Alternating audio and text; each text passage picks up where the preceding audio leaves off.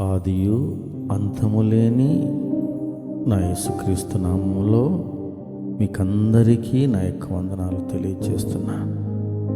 ప్రియమైన వాళ్ళారా, మన పరలోకపు తండ్రి తన వాక్కు చేత ఈ సృష్టినంతా చేశాడు.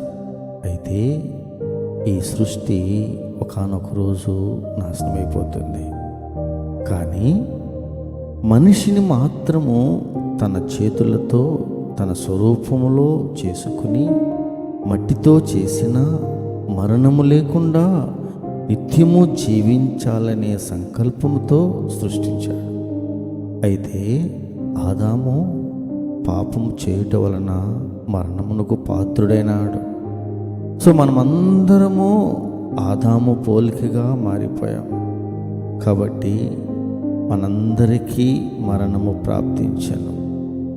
మన పరలోకపు తండ్రి ప్రేమ, దయ, కనికరము కలిగిన దేవుడు కాబట్టి తన బిడ్డలందరినీ మరలా తన స్వరూపంలోనికి మార్చుకొని నిత్య జీవమును అనుగ్రహించాలని తన ప్రియకుమారుణ్ణి పరిపూర్ణమైనటువంటి మానవునిగా ఈ లోకానికి పంపి శిలువ బలియాగములో కాచిన రుధిరముతో పాప ప్రక్షాళన చేసి తన బిడ్డలందరినీ క్రీస్తు స్వరూపంలోనికి మార్చడమే రెండవ జన్మ.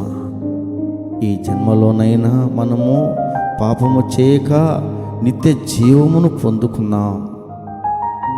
మనకు ఇంకో జన్మ లేదు. అందుకే పాపములో పట్టబడిన స్త్రీతో యేసుక్రీస్తు అంటారు కదా, అమ్మా ఇక మీదట పాపం చేయవద్దు అని.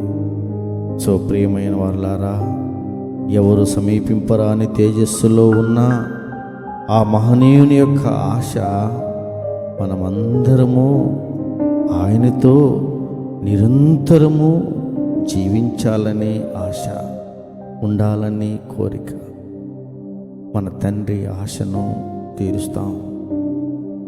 ఆమేన్, ఆమేన్, ఆమేన్.